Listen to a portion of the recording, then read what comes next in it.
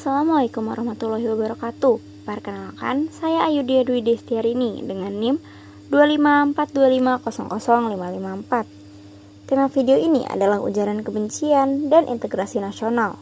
Dalam 3-5 menit ke depan, saya akan menjelaskan mengenai latar belakang, fokus permasalahan, landasan kebijakan, pembahasan, analisis, dan kesimpulan. Indonesia adalah negara majemuk yang terdiri dari beragam suku, agama, ras, dan golongan.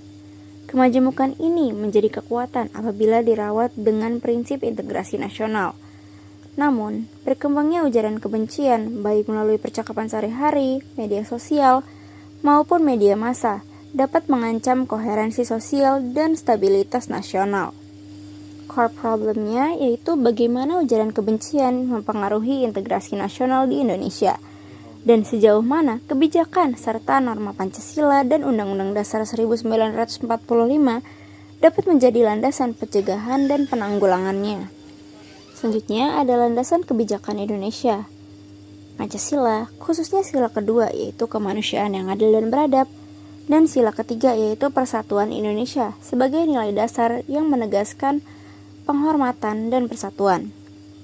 Yang kedua ada Undang-Undang Dasar 1945, antara lain pasal-pasal yang menjamin persatuan, hak asasi, dan ketertiban negara. Yang ketiga ada peraturan perundang-undangan yang relevan, UU Informasi dan Transaksi Elektronik atau UU ITE, dan perubahannya terkait penyebaran informasi dan ujaran kebencian, KUHP pasal-pasal terkait penghinaan dan penghasutan, UU Nomor 39 Tahun 1999 tentang HAM, serta peraturan Kementerian atau Kominfo terkait konten digital. Sumber hukum ini menyediakan kerangka pencegahan dan penindakan serta pemulihan untuk menjaga integrasi sosial. Selanjutnya, ada pembahasan.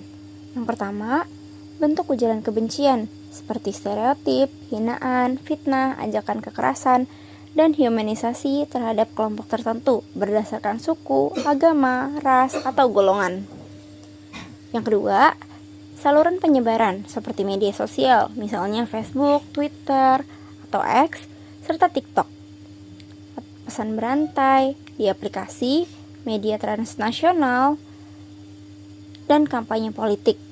Yang ketiga, ada dampak langsung yaitu menimbulkan konflik horizontal, mengikis saling percaya antar kelompok, memicu diskriminasi, dan pada kasus ekstrim memicu kekerasan. Serta yang terakhir, dampak jangka panjang yaitu normalisasi intoleransi, polarisasi politik dan sosial, serta melemahnya legitimasi identitas bersama sebagai bangsa. Selanjutnya, ada analisis. Yang pertama, mekanisme pengaruh.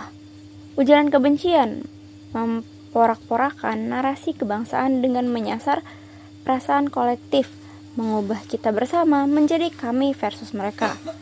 Ketika kelompok merasa terancam atau dilegitimasi oleh pesan kebencian, integrasi nasional melemah. Yang kedua, ada peran kebijakan. Hukum UU ITE, KUHP dapat menindak pelaku, namun penegakan yang inkonsisten dan definisi yang kabur tentang ujaran kebencian mempengaruhi aktivitasnya. Yang ketiga, ada peran pendidikan. Pendidikan nilai Pancasila, literasi media, dan program dialog antar agama, antar budaya terbukti lebih efektif mencegah penyebaran ujaran kebencian dan memperkuat ikatan sosial. Ujaran kebencian merupakan ancaman nyata bagi integrasi nasional Indonesia. Landasan Pancasila dan Undang-Undang Dasar 1945 menyediakan nilai dan kerangka hukum untuk melindungi persatuan, tetapi perlu menegakkan hukum yang tegas, pendidikan yang konsisten, serta peran aktif masyarakat untuk mengatasi masalah ini. Memelihara integrasi adalah tanggung jawab kita bersama.